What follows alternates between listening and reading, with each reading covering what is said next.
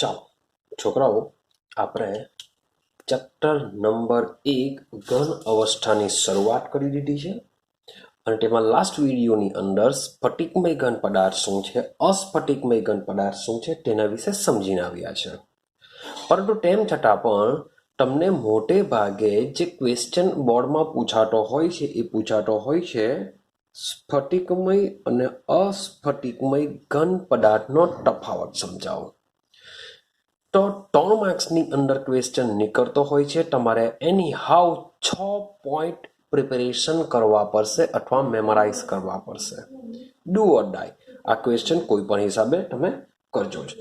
તો આપણે સમજીએ સ્ફટિકમય પદાર્થ અને અસ્ફટિકમય પદાર્થ. ચાલો, તો મીન્સ કે મેં પહેલા જ તમને કીધેલું છે થોડુંક મેમરાઇઝ કરવું પડશે. આગળ આપણે બધું સમજીને આવી રહ્યા છે. બસ એટલું જ એક વસ્તુ યાદ રાખજો કે જે ઘન પદાર્થ છે એ ઘન પદાર્થમાં આવેલા જે કણો છે એ કણો કેવી રીતના ગોઠવાયેલા હશે. તો સ્ફટિકમય પદાર્થમાં બધા સંપૂર્ણ વ્યવસ્થિત ગોઠવાયેલા હોય છે લાંબા અંતર સુધી, માટે એના ગુણધર્મો વ્યવસ્થિત જોવા મળશે. જ્યારે અસ્ફટિકમય પદાર્થમાં જે ઘટક કણો છે એ ખૂબ જ ટૂંકા વિસ્તાર સુધી વ્યવસ્થિત ગોઠવાયેલા હોય છે. તો જે બોલી ગયો છું એ એકચ્યુઅલી આખો તમે મુદ્દો તરીકે પણ લખી શકવાના છે, લખવાના જ છે. તો સૌથી પહેલા વાત કરીએ, સૌથી પહેલા આપણે આકારની વાત કરીએ. તો સ્ફટિકમય ઘન પદાર્થો ચોક્કસ અને નિયમિત આકાર ધરાવે છે. આઈડિયા આવી ગઈ? ચોક્કસ અને નિયમિત આકાર ધરાવે છે. ત્યારે અહીંયા શું લખીશું?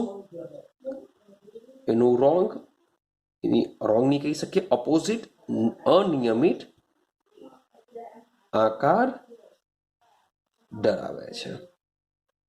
આટલું ક્લિયર થઈ ગયું? ચાલો, તો ઇઝીલી યાદ રહી જશે પેલો પોઈન્ટ. ચાલો, બીજો પોઈન્ટ યાદ રાખીશું આપણે ગલનબિંદુ વિશે, કે ગલનબિંદુ બી કેવું હોય છે? ચોક્કસ અને લાક્ષણિક હોય છે. તો આપણે લખીશું ચોક્કસ અને લાક્ષણિક ગલનબિંદુ હોય છે. ચોક્કસ અને લાક્ષણિક. જ્યારે અહીંયા તમે યાદ કરો, આપણે વાત કરી હતી લાસ્ટ વિડીયોની અંદર કે તાપમાનના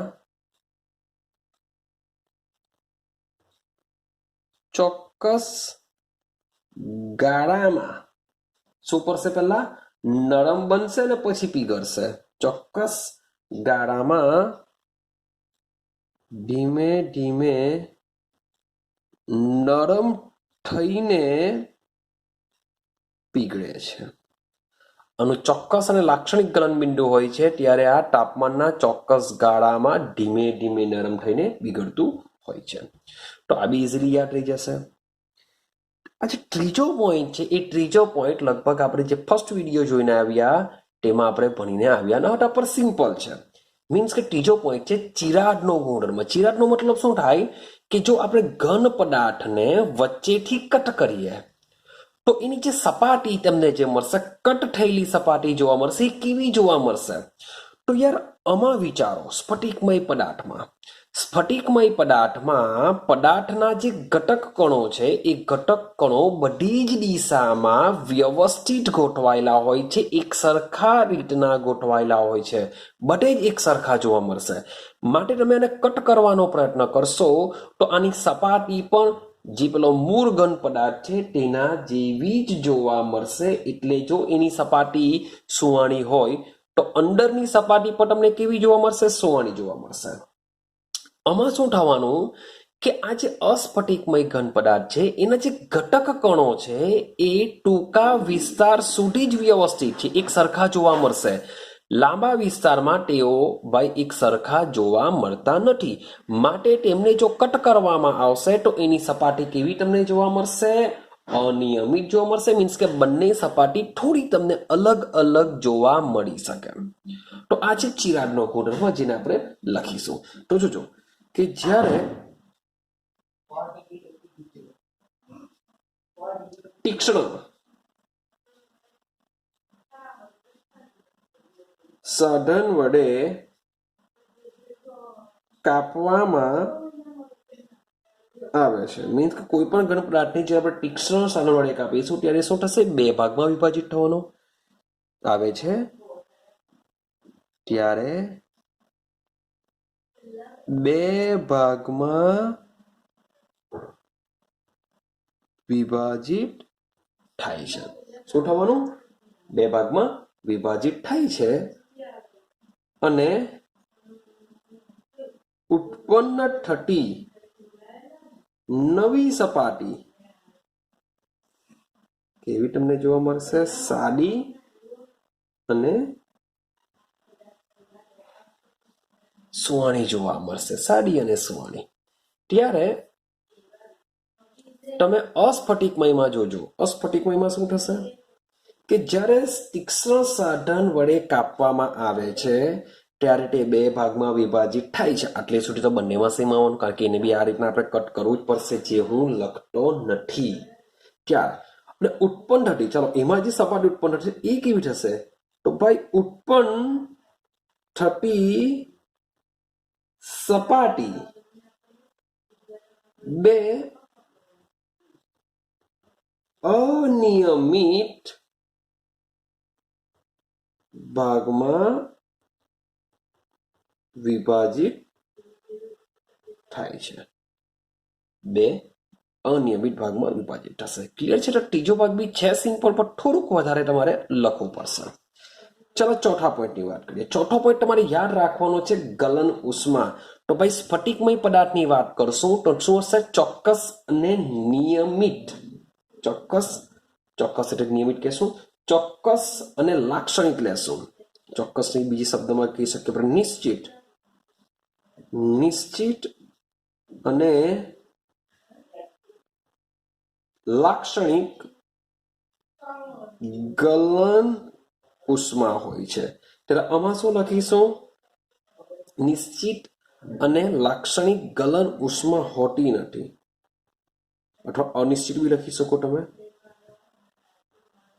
લાક્ષણિક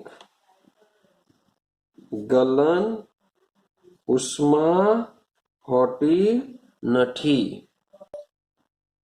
ચાલો નેક્સ્ટ પોઈન્ટ આપણે એ પણ સમજીને આવ્યા છે કે જે સ્ફટિકમય પદાર્થો છે તેમની બધી જ દિશામાં એક સરખા જોવા મળતા હોય છે, માટે સ્વભાવે વિષમદેશિક હોય છે. કેવા હોય છે? સ્વભાવે વિષમદેશિક હોય છે. ત્યારે આ સ્વભાવે કેવા હોય છે? સમદેશિક હોય છે. કેવા હોય છે? સમદૈશિક. ઓકે, ચાલો સમદેશિક હોય છે. ક્લિયર? ચાલો કેટલા પોઈન્ટ થઈ ગયા? 1 2 3 4 5 5 પોઈન્ટ થઈ ગયા છે. 6 પોઈન્ટ. સ્વભાવ એને કેવો? ભાઈ આ સ્વભાવે સાચા ઘન છે. કેવા છે? સ્વભાવે સાચા ઘન છે. આ લોકો કેવા હોય છે? આભાસી ઘન હોય છે. શબ્દ શું લખીશું આના માટે?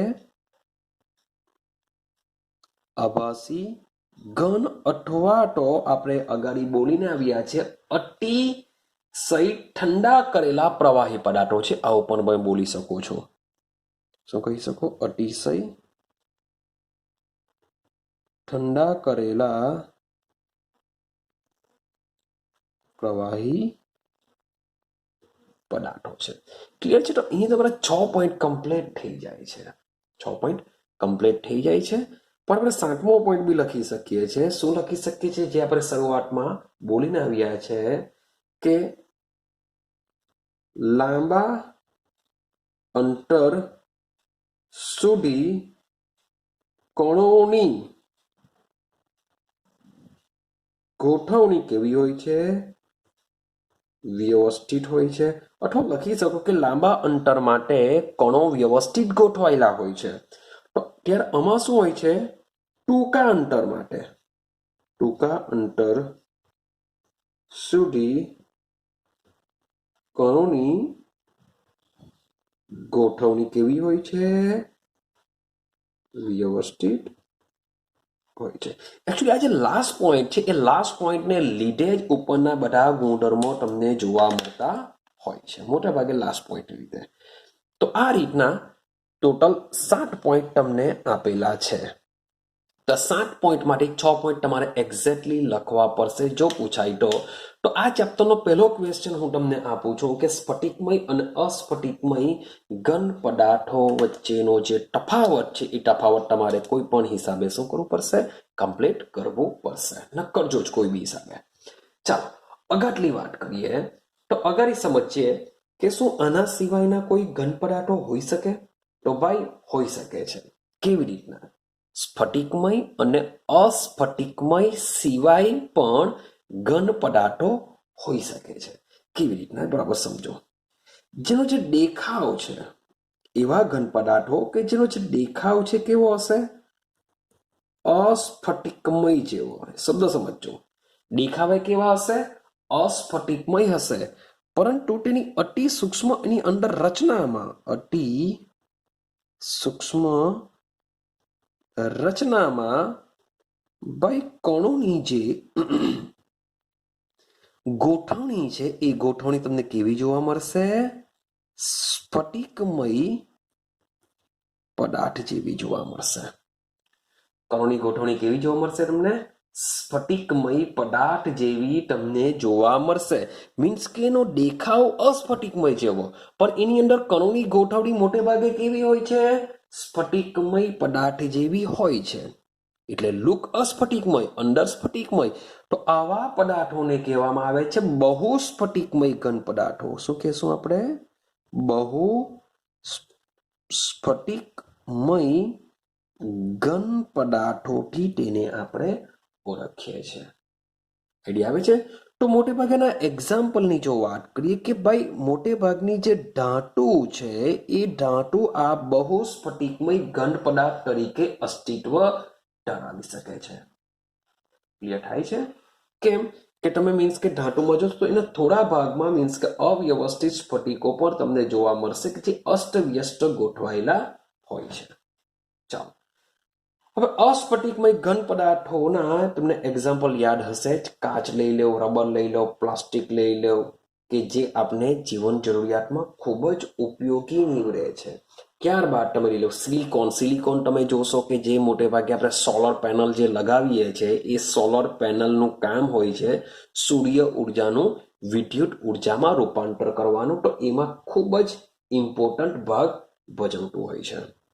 આઈડિયા આવે છે? તો મોટે ભાગે આ તો બહુ સ્ફટિકમય ઘન પદાર્થો શું છે એના વિશે ઇન્ફોર્મેશન છે. મેઇન છે આ તફાવત તમારે કોઈ બી હિસાબે પ્રિપેરેશન કરવું પડશે.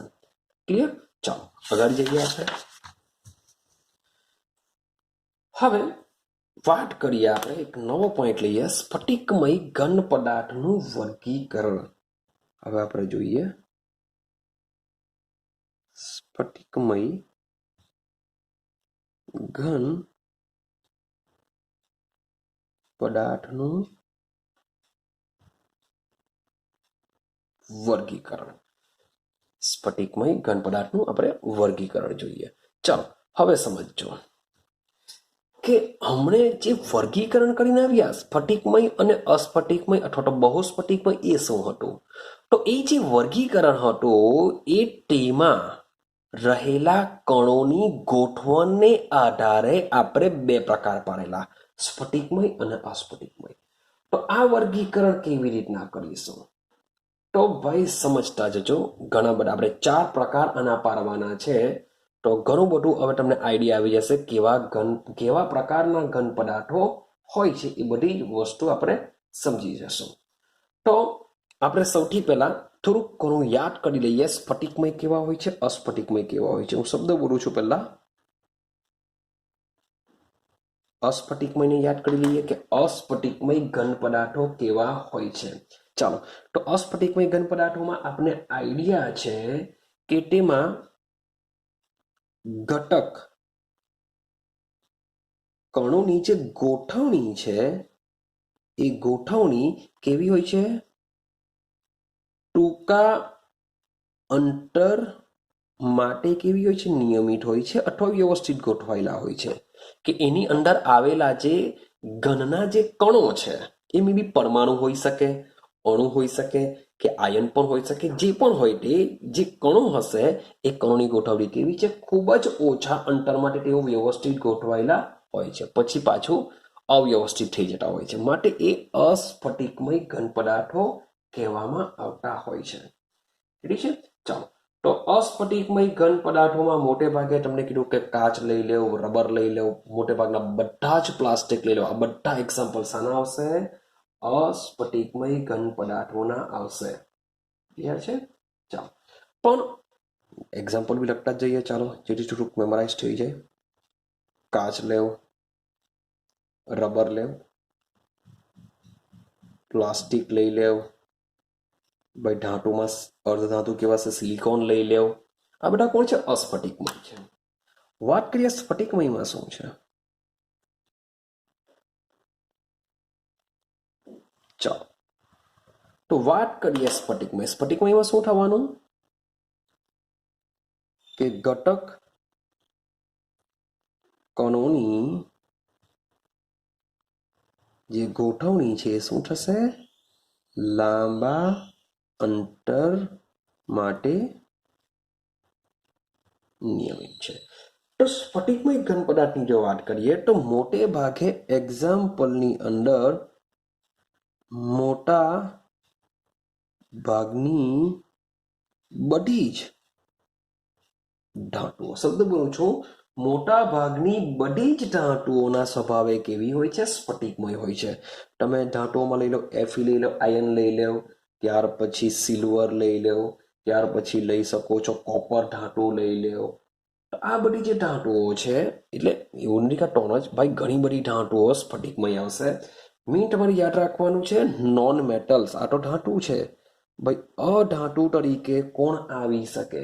તો જોજો, સલ્ફર લઈ લો, ફોસ્ફરસ લઈ લો, આયોડીન લઈ લો.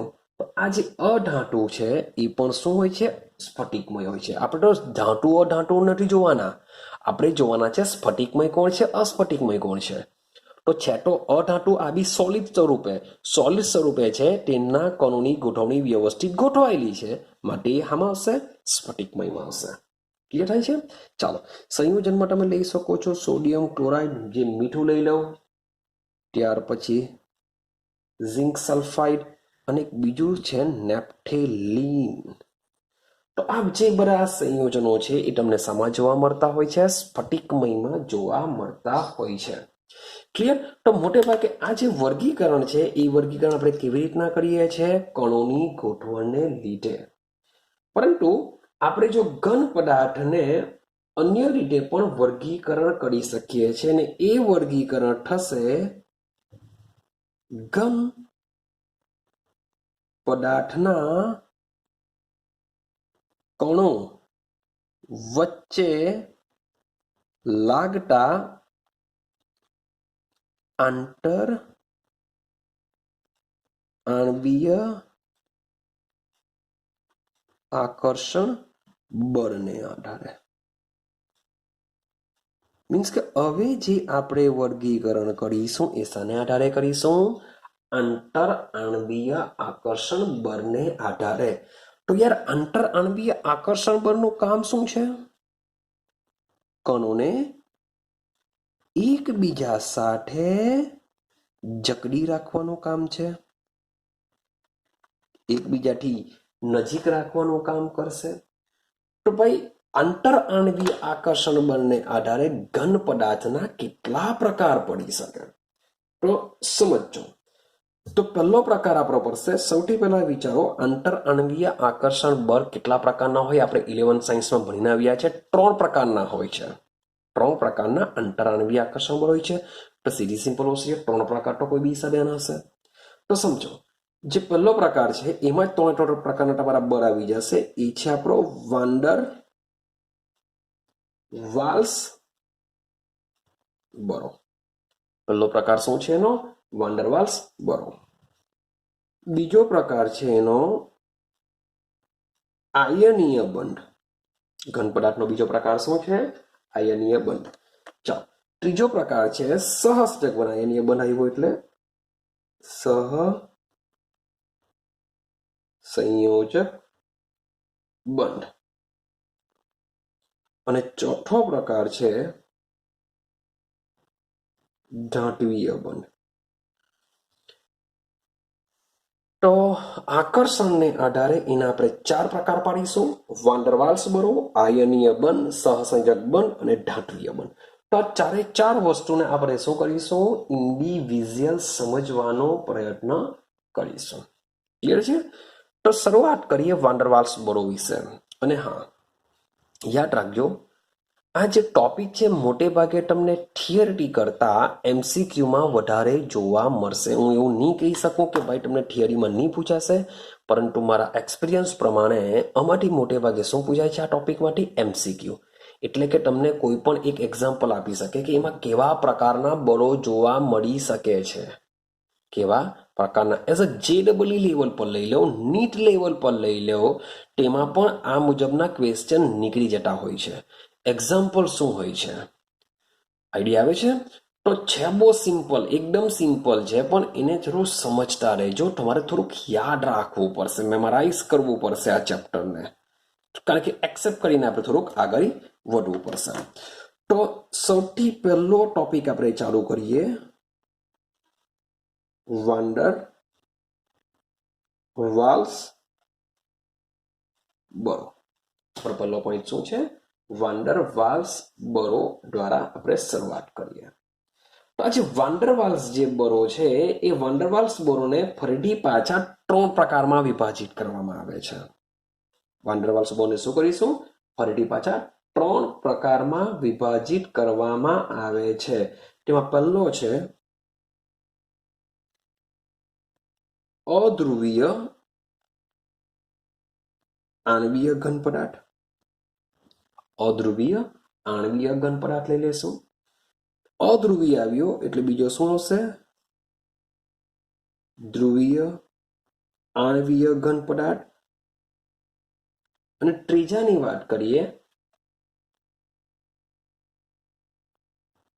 હાઇડ્રોજન બંધિત ઘન પદાર્થ.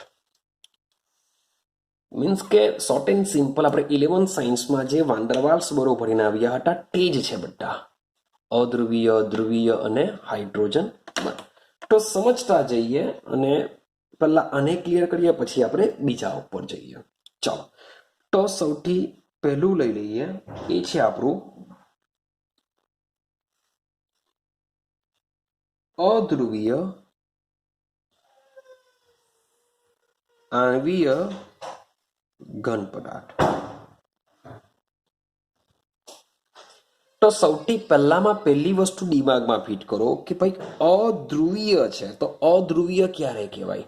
તો જ્યારે તમારો અણુ કેવો હોય? અધ્રુવીય હોય. અણુ અધ્રુવીય ક્યારે હોય? અધ્રુવીયનો મતલબ થાય તો પહેલા ધ્રુવીય સમજી લો. ધ્રુવીય શું થશે? જ્યારે તમારો અણુ 2 જુદા જુદા પરમાણુથી જોડાયો હોય. જ્યારે તમારો અણુ 2 જુદા જુદા પરમાણુથી જોડાયો હોય ત્યારે તેમની વચ્ચેની વિદ્યુત ઋણતાના તફાવતને લીધે બંધમાં ધ્રુવીયતા ઉત્પન્ન થાય છે. એટલે જો તમારા 2 પરમાણુ જુદા જુદા હોય તો બંધ ધ્રુવીય બની શકે.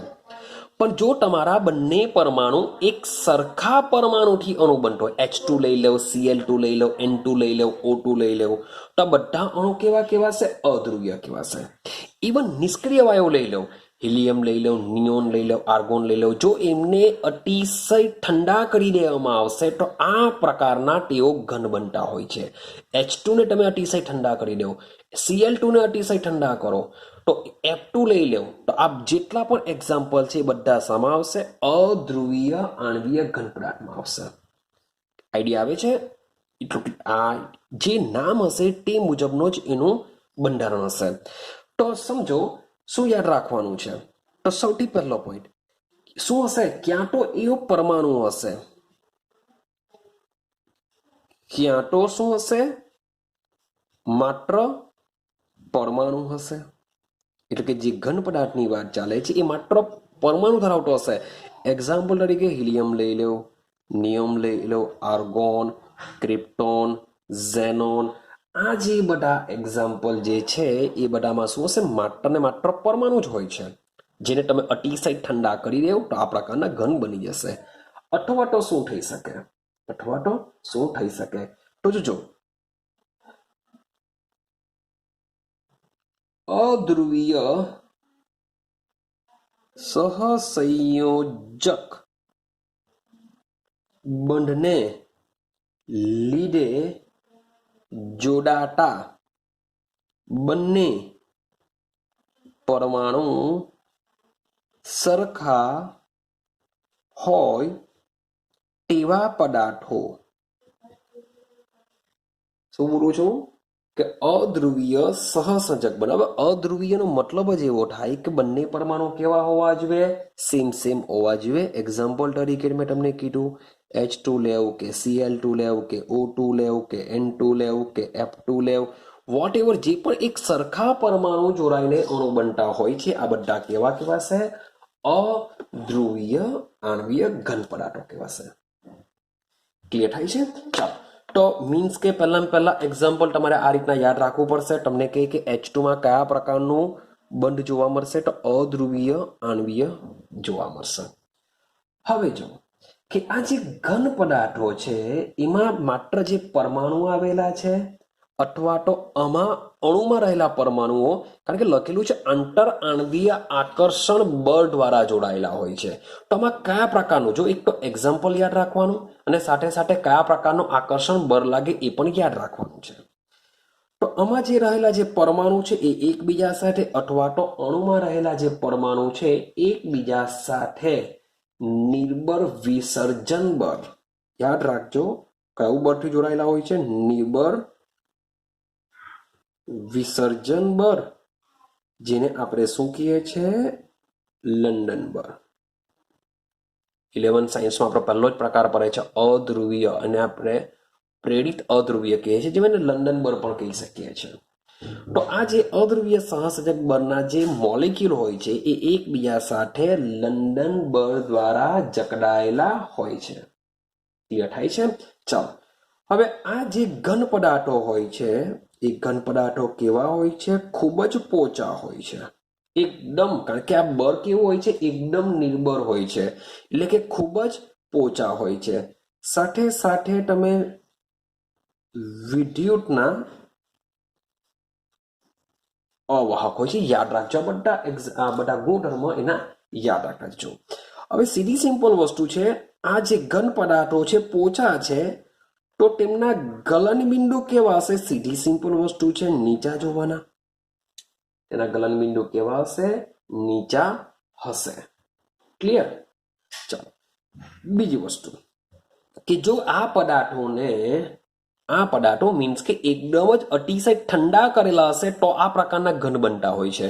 મીન્સ કે એ પદાર્થોને તમે જો રૂમ ટેમ્પરેચર પર લઈ આવો, તમે શું કરો? ઓરડાના તાપમાને જો અને લઈ આવો, મીન્સ કે આવા પદાર્થો, મીન્સ કે H2 લઈ લો, N2 લઈ લો, O2 લઈ લો, અને તમે એકદમ જ મીન્સ કે ડીપ રેફ્રિજરેટરમાં રાખેલા જો હશે, એને સ્ટોરેજ કર્યા હશે, તો જ એ ઘન પદાર્થ તરીકે અસ્તિત્વ ધરાવી શકે.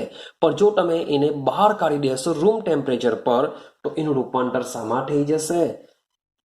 ક્યાં પ્રવાહીમાં થઈ જશે અથવા તો વાયુ અવસ્થામાં તેનું રૂપાંતર થઈ જતું હોય છે. તો આટલી વસ્તુ યાદ રાખવાની છે. સૌથી મેઇન છે એનું એક્ઝામ્પલ, નામ જ છે અધ્રુવીય. તો અધ્રુવીય બંધ શામાં ઉદ્ભવે?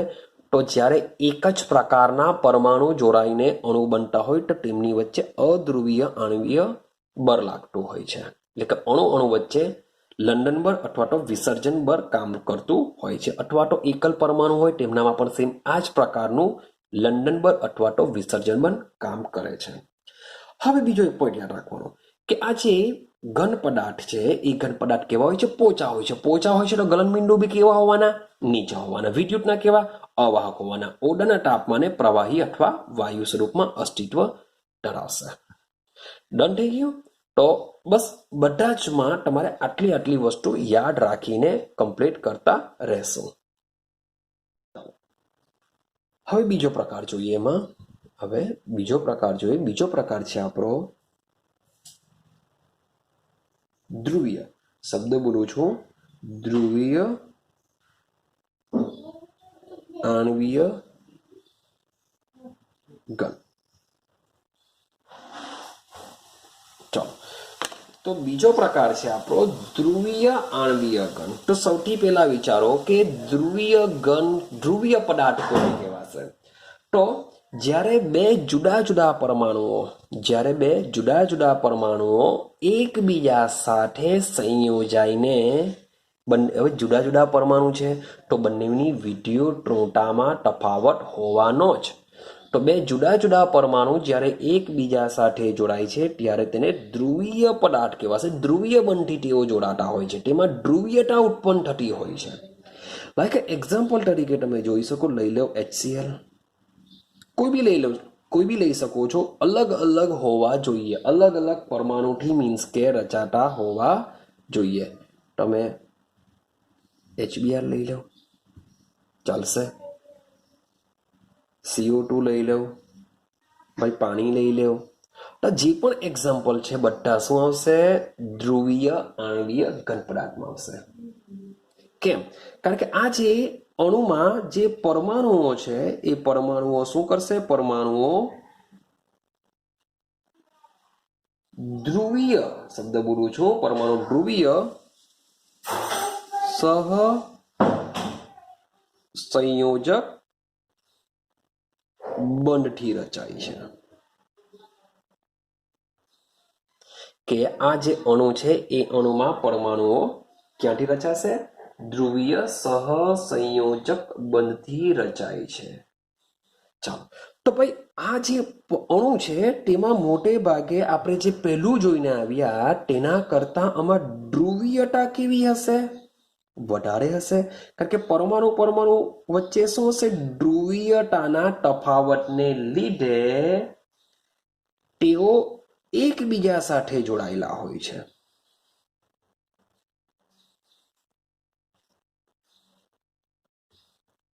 શું થવાનું? કે બંને પરમાણુની વિદ્યુતઋણતામાં તફાવત છે. યાદ કરો, HCl, બીજો મોલેક્યુલ લઈ લો HCl. ભાઈ અહીંયા માઇનસ ડેલ્ટા, અહીંયા પ્લસ ડેલ્ટા. તો આ પ્લસ અને માઇનસ વચ્ચે શું થશે? એટ્રેક્શન થશે, જેને લીધે આ બંધ અધ્રુવીય કરતા કેવો હોય છે? મજબૂત હોય છે. આ બંધ કેવો હોય છે? થોડો અધ્રુવીય કરતા મજબૂત હોય છે. એટલે કે આ જે ધ્રુવીયતા બંધ કેવા હોય છે? પ્રબળ હોય છે. પણ હું એવું નથી કહેતો, ત્યાર પછીના આપણે જોશું તેના કરતા નિર્બળ હશે. પરંતુ આ જે પ્રબળ લખું છું એ પ્રબળ શાને આધારે લખું છું? કે અધ્રુવીયને લીધે, કે અધ્રુવીય ઘન પદાર્થોમાં જે લંડન બળ અથવા તો વિસર્જન બળ જે જોવા મળે છે એ બળ કરતા આ બળ કેવું હોય છે? પ્રબળ હોય છે. પણ ભલે પ્રબળ હોય છે તેમ છતાં પણ આના જે ઘન પદાર્થો હોય છે એ કેવા હોય છે? પોચા જ હોય છે. એના ઘન પદાર્થો કેવા હોય છે? પોચા હોય છે. પણ ગલન બિંદુની જ્યારે વાત કરું તો ભાઈ પોચા છે તો ભાઈ ગલન બિંદુ નીચું જ હશે, ના નથી પાડતો. પણ અધ્રુવીય કરતા, શબ્દ બોલું છું, અધ્રુવીય ઘન પદાર્થ કરતા વધુ ગલન બિંદુ ધરાવશે.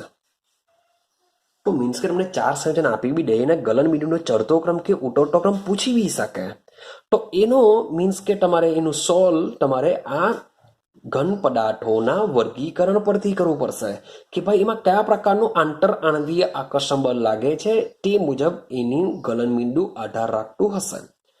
તો ભાઈ પૂછવો હોય તો કોઈ બી રીતે ક્વેશ્ચન બનાવી શકે છે. તો આ વસ્તુ બી યાદ રાખજો કે તમને ગલન બિંદુનો ચડતો ક્રમ કે ઉતરતો ક્રમ પૂછી શકે. તો એના માટે આ વસ્તુ યાદ રાખજો. ચાલો, તો શું છે ભાઈ? ઘન પદાર્થો પોચા જ હોય છે, પરંતુ એનું જે ગલન બિંદુ હોય છે ના નથી પાડતો, નીચું હોય છે. પરંતુ અધ્રુવીય ઘન પદાર્થ કરતા તો કેવું હોય છે? આમાં વધુ જોવા મળે છે. સાથે સાથે આ પદાર્થો પણ કેવા હોય છે? વિદ્યુતના અવાહક જ હોય છે. વિદ્યુતનું વહન આ ઘન પદાર્થોમાં પણ થઈ શકતું નથી. આઈડિયા આવે છે? ચાલો આગળ વાત કરીએ. યાદ કરો, પેલામાં ઓરડાના તાપમાનની વાત કરી હતી. તો આ પદાર્થો પણ ઓરડાના શબ્દ બોલું છું, આ પદાર્થો પણ ઓરડાના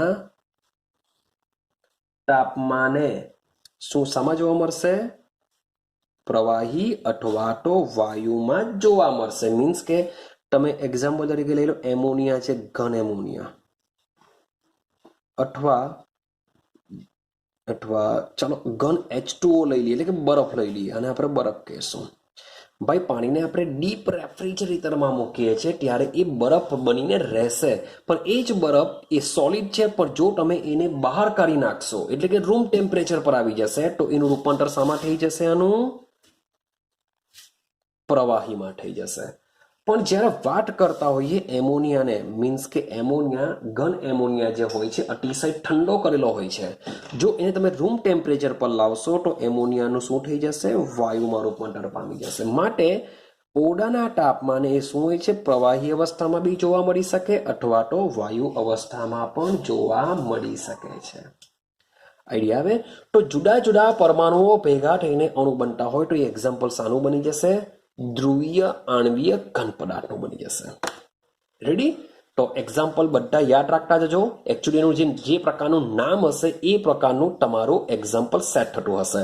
કયા પ્રકારના બર લાગે છે, કયા એક્ઝામ્પલ હોઈ શકે, વિદ્યુતના વાહક હશે કે નહીં હશે, ગલનબિંદુ કેવા હશે, આ ત્રણ ચાર પોઈન્ટ બધામાં આપણે યાદ રાખીને ચાલીશું. ચાલો હવે આગળ વાત કરીએ. ત્રીજો પોઈન્ટ છે આપણો હાઇડ્રોજન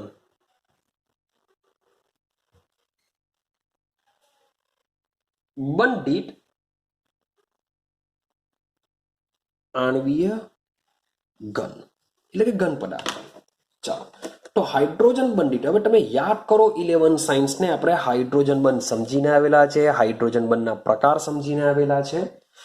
તો હાઇડ્રોજન બંધિત આણવીય ઘનમાં યાદ કરો કે ભાઈ હાઇડ્રોજન સાથે વધુ વિદ્યુત ઋણમય, ચાલો લખતા જઈએ આપણે કે હાઇડ્રોજન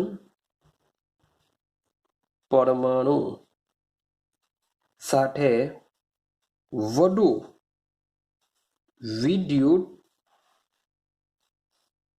ઋણમય પરમાણુ જેવા કે કોણ કોણ આવશે? ફ્લોરિન, ઓક્સિજન અને નાઇટ્રોજન પરમાણુ જોડાયા હોય. નાઇટ્રોજન પરમાણુ જોડાયા હોય તો તેઓ એકબીજા સાથે પ્રબળ હાઇડ્રોજન બંધ દ્વારા જોડાયેલા હોય છે. કારણ કે નામ જ છે હાઇડ્રોજન બંધિત, તો એમાં કયા પ્રકારનો બંધ જોવા મળશે? હાઇડ્રોજન બંધ જોવા મળશે.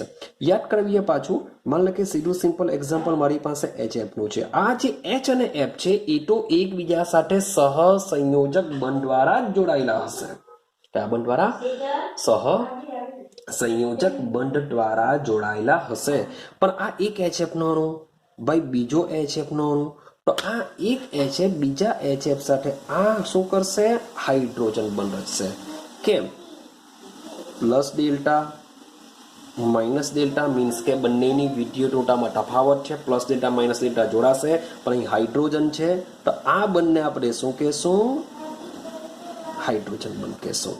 સેમ ઓક્સિજનમાં તમે શું કરી શકો છો? H2O લઈ શકો છો. અહીંયા -2 ડેલ્ટા આવશે, અહીંયા પ્લસ ડેલ્ટા. કેમ અહીંયા -2 ડેલ્ટા? હાઇડ્રોજન કરતા ઓક્સિજનની વિદ્યુત ઋણતા વધારે છે માટે -2 ડેલ્ટા આવશે. સેમ માન લો કે H2O ને આવી રીતના લખું તો અહીંયા તો સેમ પ્લસ ડેલ્ટા -2 ડેલ્ટા આવશે. હા કે ના? તો થશે શું કે આ જે છે હાઇડ્રોજન આ ઓક્સિજન સાથે શું રચાશે?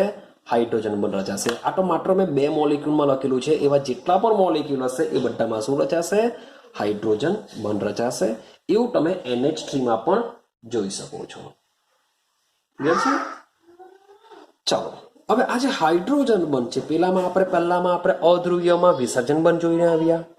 ત્યાર પછી ધ્રુવીય બંધ જોઈને આવ્યા. હવે જોવાના હાઇડ્રોજન બંધ. તો આ જે હાઇડ્રોજન બંધ હોય છે એ હાઇડ્રોજન બંધ કેવો હોય છે?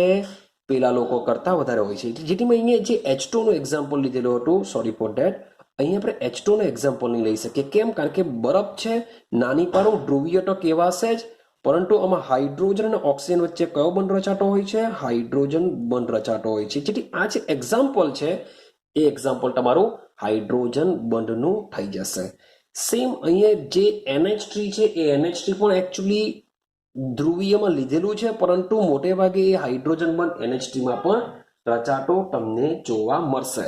મીન્સ કે આ જે મોલેક્યુલ છે ધ્રુવીય છે, પણ તેમ છતાં બી એમાં કયો બંધ રચાતો હોય છે? હાઇડ્રોજન બંધ રચાતો હોય છે. ક્લિયર? ચાલો હવે વાત કરીએ તેઓના ગુણધર્મ વિશે. ભાઈ તેઓ પણ એકચ્યુઅલી શું હોય છે? પોચા જ હોય છે. જ્યારે મીન્સ કે સોલિડ હોય છે ત્યારે તેઓ મજબૂત હોય છે. મીન્સ કે પેલા બે કરતા કેવા હોય છે? મજબૂત હોય છે. પણ સેમ વિદ્યુતના કેવા હશે? અવાહક હશે. વિદ્યુતના અવાહક હશે. અને પાછું માનો કે રૂમ ટેમ્પરેચર લેવું, ઓરડાના તાપમાનની વાત કરીએ તો ઓરડાના તાપમાને અને દબાણની વાત કરીએ તો તેઓ મોટે ભાગે શામાં જોવા મળશે? પ્રવાહીમાં જોવા મળશે, અથવા તો પોચા ઘન પદાર્થો છે. શબ્દો જોજો, પોચા ઘન અથવા પ્રવાહી. મીન્સ કે વાયુ નીકળી ગયું, તમે બરફને મૂકી રાખશો તો એ શું બની જશે? પ્રવાહી બની જશે. શું બની જશે? પ્રવાહી બની જશે. માટે કેવા હોય છે? ક્યાં તો એ પ્રવાહી અવસ્થામાં જોવા મળશે અથવા તો પોચા ઘન સ્વરૂપે જોવા મળશે. મીન્સ કે તમને લાગશે એવું કે સોલિડ જેવું છે, પણ હશે કેવું? પ્રવાહી હશે. તો આ જે હોય છે એ હાઇડ્રોજન બંધને લીધે તમને જોવા મળતા હોય છે. હવે એકચ્યુઅલી ગલનબિંદુની જો વાત કરીએ તો યાદ રાખજો કે આલોકોના જે ગલનબિંદુ હોય છે એ હાઇડ્રોજન બંધને લીધે ધ્રુવીય અને અધ્રુવીય કરતા કેવા હોય છે? પ્રબળ હોય છે. હું એમ નથી કહેતો કે એકદમ પ્રબળ હોય છે, પણ પેલા બે કરતા કેવા હોય છે? પ્રબળ હશે. તો હાઇડ્રોજન બંધમાં આટલું આપણે યાદ રાખીશું. ક્લિયર થાય છે? ચાલો હવે આપણે બીજો પ્રકાર જોઈએ. મીન્સ કે જે પહેલો પ્રકાર છે એ તો આપણે લંડન બરમાં જોઈને આવ્યા. હવે સેકન્ડ પોઈન્ટ વાત કરીએ આપણે આયનીય ઘન પદાર્થો. ચાલો ભાઈ, મોટા ભાગના પદાર્થો તમને વધારે પડતા આયનીય જોવા મળતા હોય છે. તો આયનીય ઘન પદાર્થો શું છે? તો જે આયનીય પદાર્થો હોય છે એ આયનીય પદાર્થની અંદર આવેલા જે ઘટક કણો છે એ ઘટક કણો કયા સ્વરૂપે હશે? આયન સ્વરૂપે આવેલા હોય છે. શાના સ્વરૂપે આવેલા હોય છે? આયન સ્વરૂપે આવેલા હોય છે. માટે એ આયનીય પદાર્થો કહેવામાં આવતા હોય છે. તો મોટે ભાગે માન લો કે હું એક્ઝામ્પલ તરીકે લઈ લઉં કે મારી પાસે NaCl હોય, તો NaCl ઘનની અંદર એના ઘટક કણો કોણ કહેવાશે? Na+ કહેવાશે, Cl- કહેવાશે. તો એના ઘટક કણો છે. ઘટક કણો આયન સ્વરૂપે હશે.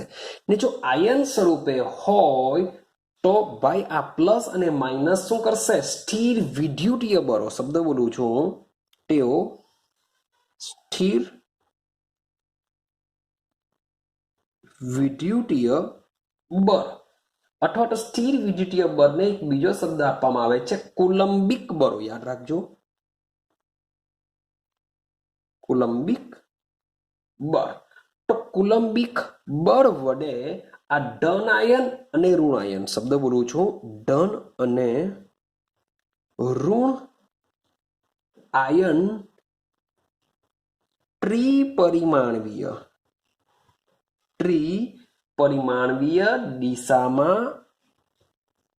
દિશામાં ગોઠવાયેલા હોય છે. આવે છે કે આયનીય ઘન પદાર્થો છે એના ઘટક કણો શું હોય છે? આયનો હોય છે. ને આ જે આયનો હોય છે એ સ્થિર વિદ્યુત બળ અથવા તો કુલંબિક બળ વડે તેમના ધન આયન અને ઋણ આયન ત્રિપરિમાણવીય દિશામાં ગોઠવાયેલા હોય છે. જેને લીધે આ જે બળ હોય છે કેવું હોય છે? હાઇડ્રોજન બળ કરતા પણ મજબૂત હોય છે.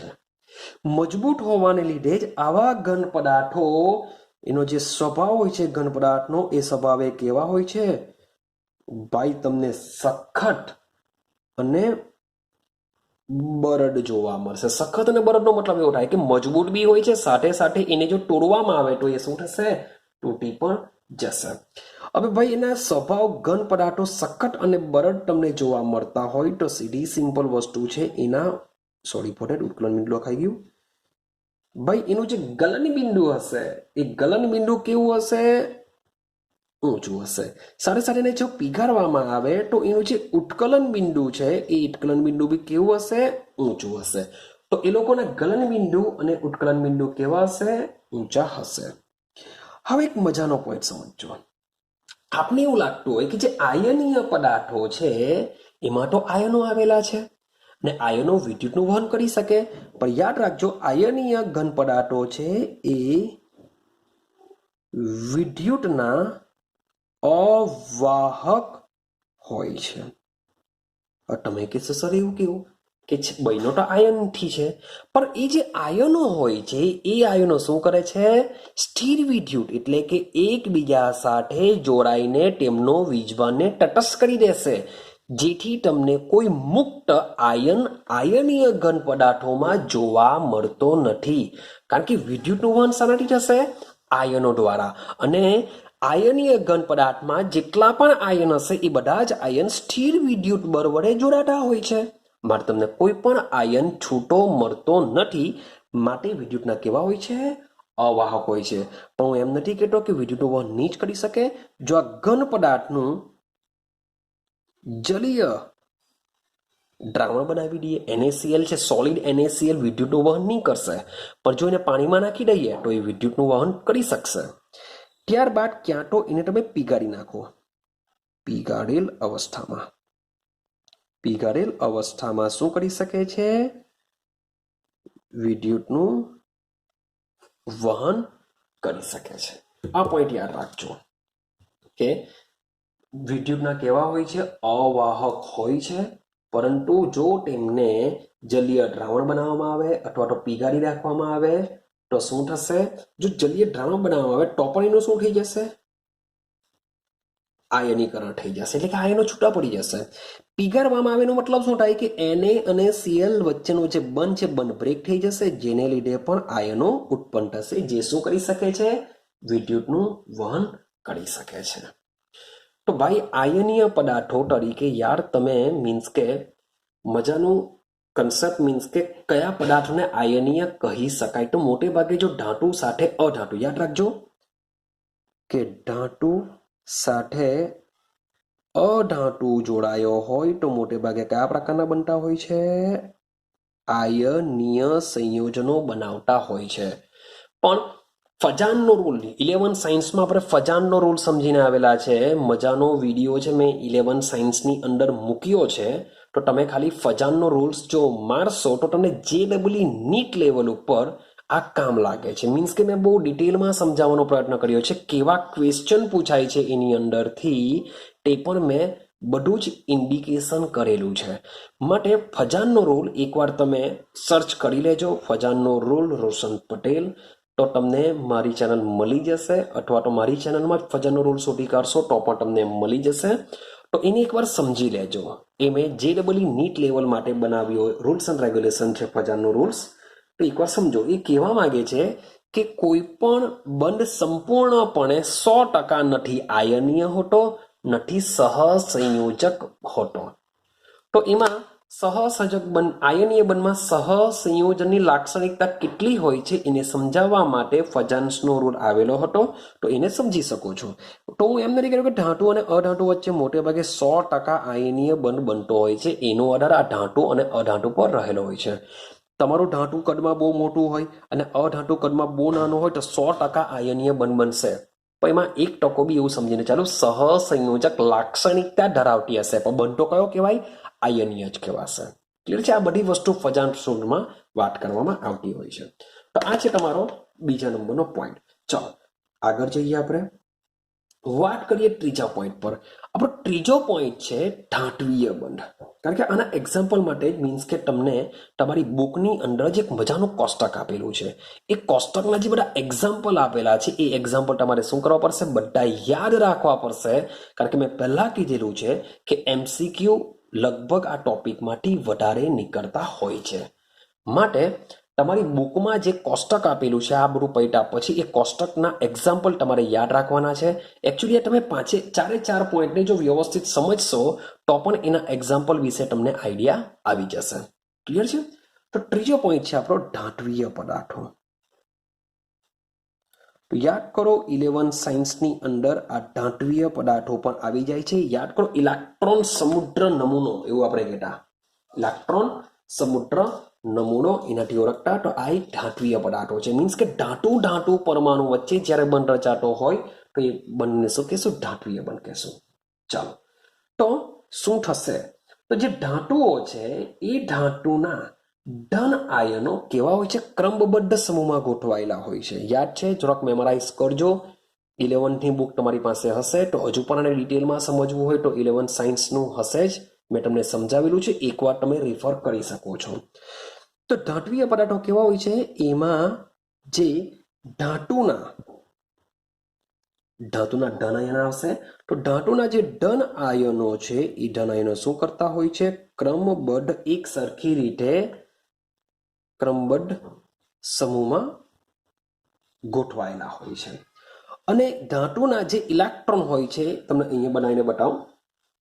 પ્લસ પ્લસ પ્લસ, હું આટલું દોરું છું ભાઈ. Plus plus plus plus plus plus આ રીતના હોય છે. એની અંદર ઇલેક્ટ્રોન એવી રીતે ગોઠવાયેલા હોય છે કે જેથી આખો તમારો પદાર્થ વીજવાની દ્રષ્ટિએ તટસ્થ બની જતા હોય છે. મીન્સ કે minus minus minus minus minus minus, નીચે બી શું આવી શકશે? Minus minus minus. તો આ રીતના બધું ગોઠવણ પામેલી હોય છે. તો ધાતુના જે ધન આયનો છે એ તમને શું જોવા મળશે? ક્રમબદ્ધ સમૂહમાં ગોઠવાયેલા હોય છે. અને જે મુક્ત ઇલેક્ટ્રોન હોય છે એ મુક્ત ઇલેક્ટ્રોન સમુદ્રની સાથે, મીન્સ કે ઇલેક્ટ્રોન સમુદ્ર નમૂનો છે એવું આપણે કલ્પીએ છીએ કે જેમાં જે મુક્ત ઇલેક્ટ્રોન આવેલા હોય છે એ ઇલેક્ટ્રોન શું કરે છે? ધન આયનોની વચ્ચે ગોઠવણ પામે છે, જેથી એ ઇલેક્ટ્રોન સમુદ્ર નમૂનો જેવું કહેશે. ઇલેક્ટ્રોન સમુદ્ર નમૂના જેવું દર્શાવશે. ક્લિયર? હવે આ જે ઇલેક્ટ્રોન જે રહેલા છે, શબ્દ છે મુક્ત ઇલેક્ટ્રોન. મીન્સ કે ઇલેક્ટ્રોન શું કરી શકે છે? ગતિ કરી શકે છે, એક જગ્યાએથી બીજી જગ્યાએ જઈ શકે છે. અને આ ઇલેક્ટ્રોન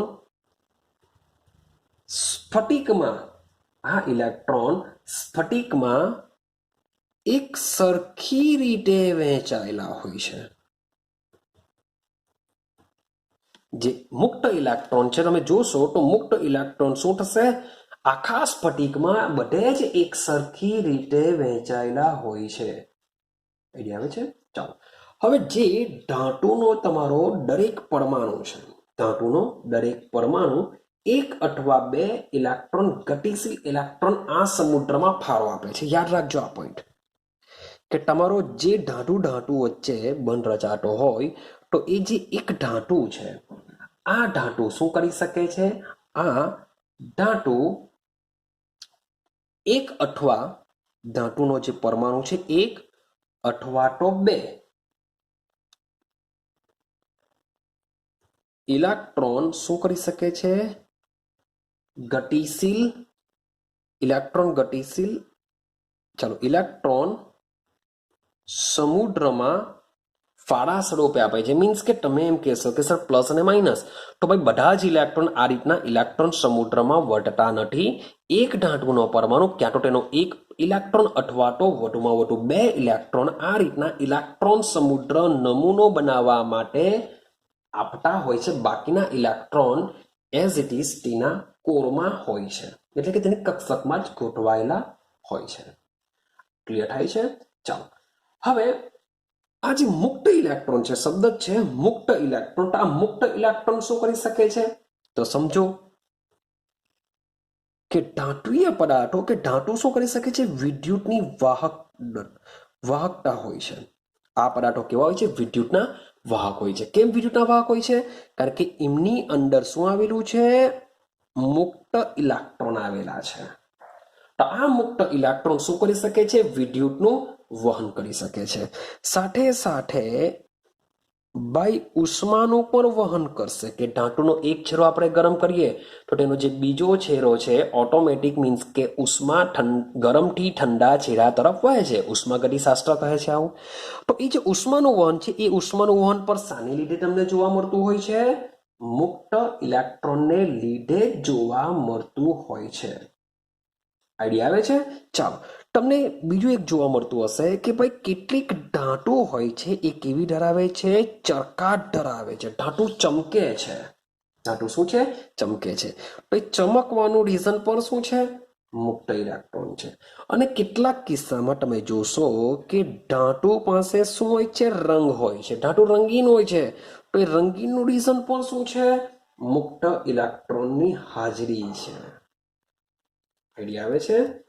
તો યાદ રાખજો કે ધાતુઓમાં આવેલો આ રીતના જે મુક્ત ઇલેક્ટ્રોન છે એ મુક્ત ઇલેક્ટ્રોન વિદ્યુતનું વહન કરી શકે છે, ઉષ્માનું વહન કરી શકે છે, ધાતુના ચરકાટ માટે પણ જવાબદાર છે. અને સાથે સાથે ધાતુનો જે રંગ હોય છે એ રંગ માટે પણ મુક્ત ઇલેક્ટ્રોન જવાબદાર હોય છે. ત્યાર પછી ધાતુના આપણે કેટલાક ગુણધર્મો જોઈ શકીએ કે ધાતુ શું હોય છે?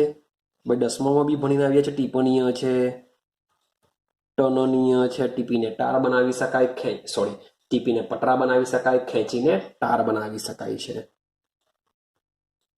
ટનનીય હોય છે. ક્લિયર છે? તો આ બધા મીન્સ કે ધાતુના શું હોય છે? ગુણધર્મ હોય છે. ક્લિયર થાય છે?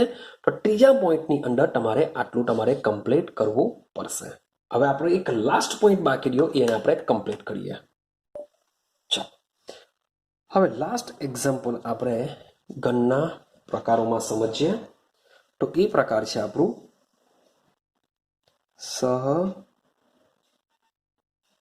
સહસંયોજક અથવા તો એને જાળીદાર ઘન પદાર્થો બી કહેવામાં આવે છે. જાળીદાર ઘન પદાર્થો તરીકે પણ ઓળખવામાં આવે છે. હવે બરાબર સમજવાનો પ્રયત્ન કરજો કે મોટે ભાગે આ જે પદાર્થો હોય છે ને, પદાર્થો બહુ મજબૂત હોય છે. પદાર્થો તમને બહુ મજબૂત જોવા મળે છે. એટલે હું એમ નથી કહેતો કે જે સહસંયોજક બંધથી જોડાયા હશે તે બધા જ કેવા હશે? મજબૂત હશે. ના, એવું નથી. તો આને બરાબર સમજો કે સૌથી મજબૂત પદાર્થ કોણ છે? સૌથી ઊંચા ગલનબિંદુ કયા ઘન પદાર્થના હશે? આપણે એવું સમજીએ છીએ કે જે આયનીય પદાર્થો હોય છે એ આયનીય પદાર્થોના ગલનબિંદુ ઉત્કલનબિંદુ કેવા હોય છે? મજબૂત હોય છે, ઊંચા હોય છે, બીકોઝ ઓફ કુલંબિક આકર્ષણ બળ. પણ તેમ છતાં પણ સહસંયોજક જાળીદાર શબ્દ છે, જાળીદાર, જે જાળીદાર ઘન પદાર્થો છે એમના ગલનબિંદુ અને ઉત્કલનબિંદુ સૌથી ઊંચા હોય છે. તો સવાલ એવો આવે કે સહસંયોજક બંધથી જોડાયેલા આવા જે ઘન પદાર્થો છે એ જાળીદાર કેવી રીતના રચે છે? સમજીએ. તો સમજો, હવે સહસંયોજક બંધની વાત ચાલે છે તો ભાઈ અધાતુ જ હશે કે અધાતુ વચ્ચે શું રચાય છે? સહસંયોજક બંધ રચાય. તો અધાતુના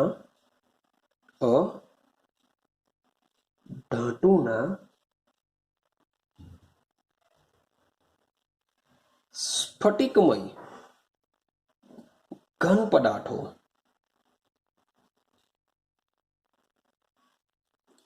અધાતુના સ્ફટિકમય જે ઘન પદાર્થો છે એ ઘન પદાર્થો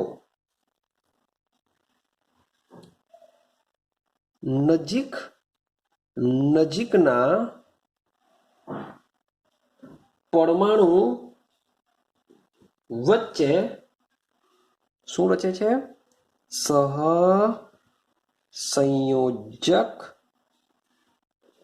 બંધ રચે છે. શબ્દ સમજો કે અધાતુના સ્ફટિકમય ઘન પદાર્થો છે એ સ્ફટિકમય ઘન પદાર્થોની અંદર એની સ્ફટિકની અંદર રહેલા જે પરમાણુઓ છે એ પરમાણુઓ શું કરે છે? સહસંયોજક બંધથી જોડાય છે. અને આ લોકો જો સહસંયોજક બંધથી જો જોડાતા હોય જેને લીધે એ કેવો અણુ બનતો હોય છે? મોટો અણુ બનતો હોય છે જેને આપણે બૃહદ મોલેક્યુલ અથવા તો જાયન્ટ મોલેક્યુલ પણ આપણે કહી શકીએ છીએ. અને આપણે ખબર છે કે સહસંયોજક બંધ કેવા હોય છે? હાઇડ્રોજન બંધ કરતા પણ પ્રબળ હોય છે. જે સહસંયોજક બંધ છે એ હાઇડ્રોજન બંધ કરતા પણ કેવા હોય છે? પ્રબળ હોય છે. સાથે સાથે કેવા હોય છે? દિશાત્મક હોય છે. કે સહસંયોજક બંને દિશા સાથે લેવા દેવા હોય છે, એવું પણ આપણે 11 સાયન્સમાં ભણીને આવ્યા હોય છે. ક્લિયર છે? માટે પ્રબળ છે, દિશાત્મક છે, માટે તેમના પરમાણુઓ એમનું જે સ્થાન હશે એટલે કે પોતાના સ્થાન પર અન્ય પરમાણુ સાથે સ્થાન પર મજબૂત રીતે જોડાયેલા હોય છે. પોતાના સ્થાન પર શું કરશે? એકદમ મજબૂત રીતે જોડાયેલા હોય છે. આ જે ઘન પદાર્થો છે એ ઘન પદાર્થ પર શું હોય છે? આયનીય પદાર્થની જેમ શું હોય છે? બરડ અને સખત હોય છે. આવા ઘન પદાર્થો બી શું હોય છે? બરડ અને સખત હોય છે. બરડ અને સખત હોવાને લીધે જ તેઓ શું કરશે? ઊંચા ગલનબિંદુ ધરાવતા હોય છે. યાદ રાખજો. અને બીજું કે એ લોકોનું જે ગલનબિંદુ એટલું ઊંચું હોય છે, યાદ રાખજો, ગલનબિંદુ એટલા ઊંચા હોય છે કે તે પીગળવા કરતા પહેલા શું પામી જતા હોય છે? વિઘટન પામતા હોય છે. વિચાર કરો, મીન્સ કે ગલન બિંદુએ પહોંચે તે પહેલા તો એનું વિઘટન થઈ જશે. એટલે કે ગલન બિંદુ કેવા હશે? સૌથી વધારે તેઓના ગલન બિંદુ તમને સૌથી વધુમાં વધુ જોવા મળશે. એટલે કે સૌથી ઊંચામાં ઊંચા ગલનબિંદુ કોના હશે? જાળીદાર ઘન પદાર્થોના. પછી જો કોઈ ગલનબિંદુ આવશે તો એ આવશે આયનીય બંધ પદાર્થના, પછી આવશે ધાત્વિય, અને પછી આવશે હાઇડ્રોજન, પછી ધ્રુવીય આવશે, ને પછી અધ્રુવીય આવશે. આ ક્રમ યાદ રાખજો. સૌથી પહેલા કોણ આવશે? જાળીદાર આવશે, પછી આયનીય આવશે, પછી ધાત્વિય આવશે, પછી હાઇડ્રોજન, પછી ધ્રુવીય, અને પછી અધ્રુવીય ઘન પદાર્થોના ગલનબિંદુ આવતા હોય છે. તો આ ક્રમ એકદમ દિમાગમાં ફિટ કરજો, કારણ કે ક્વેશ્ચન પૂછી શકાય. તમને ચારેક અણુ આપી દેશે ને પૂછશે કયું કોનું ગલનબિંદુ સૌથી વધારે, કોનું ઓછું, ચડતો ક્રમ, ઉતરતો ક્રમ, વોટેવર કંઈ બી નીકળી શકે. અથવા તો એક્ઝામ્પલ આપી શકે, અથવા તો આ ભાઈ જાળીદાર ઘન પદાર્થમાં કેવા પ્રકારનો આકર્ષણ બળ લાગે છે, એવા કંઈ પણ ક્વેશ્ચન હોઈ શકે છે. ચાલો આગળ જઈએ. તો આ જે ઘન પદાર્થો છે એ વિદ્યુતના અવાહક હોય છે, એટલે કે વિદ્યુતનું વહન થતું નથી, અને સાથે સાથે વીજ રોધક તરીકેનું કામ કરે છે. એને રોકવાનું કામ કરે, અવરોધવાનું કામ કરશે. વીજ રોધક અથવા તો વીજ અવાહક તરીકેનું કામ કરતા હોય છે. ક્લિયર છે? તો એક્ઝામ્પલ તરીકે તમારા દિમાગમાં આવી ગયું હશે, હીરો લઈ લો. હીરા પછી જો કોઈ મજબૂતાઈમાં આવતું હશે તો સિલિકોન કાર્બાઇડ લઈ લો. સિલિકોન કાર્બાઇડ આ પણ શું હોય છે? ખૂબ જ મજબૂત હોય છે. દુનિયાનો સૌથી કઠણ પદાર્થ આપણે કહી શકીએ જે છે ડાયમંડ અથવા તો હીરો છે. ત્યાર પછી સિલિકોન કાર્બાઇડ, તો એમાં આ રીતની જાળીદાર ઘન પદાર્થની રચના આવેલી હોય છે, જે શું હોય છે? વિદ્યુતના અવાહક હોય છે. ને હીરા વિશે આપણે 11 સાયન્સમાં ફરીથી પાછું પી વિભાગમાં ભણીને આવ્યા છે. હીરો, ગ્રેફાઇટ, ફુલેરીન બધું ભણીને આવ્યા છે. હીરો વિદ્યુતનું અવાહક છે, પણ એવું જ તમે બીજું એક એક્ઝામ્પલ જોશો જેમાં પણ જાળીદાર ઘન પદાર્થ રચાય છે. એક્ઝામ્પલ તરીકે લઈએ આપણે ગ્રેફાઇટ. ભાઈ આ ગ્રેફાઇટ શું છે? આ લોકો કરતા ઊંધું. વિદ્યુતનું કેવું છે? વાહક છે. પાછું મૃદુ અને કેવું છે? પોચું છે. કેવું છે? મૃદુ અને પોચું. મીન્સ કે તમે ગ્રેફાઇટ, આપણા પેન્સિલનો કણ તમને યાદ હશે જ કે આપણે એને તોડવાનો પ્રયત્ન કરશું તો શું થશે? ઇઝીલી આ બ્રેક થઈ શકે છે. તો એનું રીઝન શું? તો એમાં આવેલા જે આણ્વીય સ્તરો છે, ગ્રેફાઇટનું એક સ્તર છે એના બીજા સ્તર સાથે શું કરશે? જોડાયેલું હોય છે, જે આપણે 11 સાયન્સમાં અભ્યાસ કર્યો છે. તમને બુકમાં ઓલરેડી એની ફિગર બી આપેલી છે, તમે એને જોશો એટલે 11 સાયન્સને તમે યાદ કરી લેશો.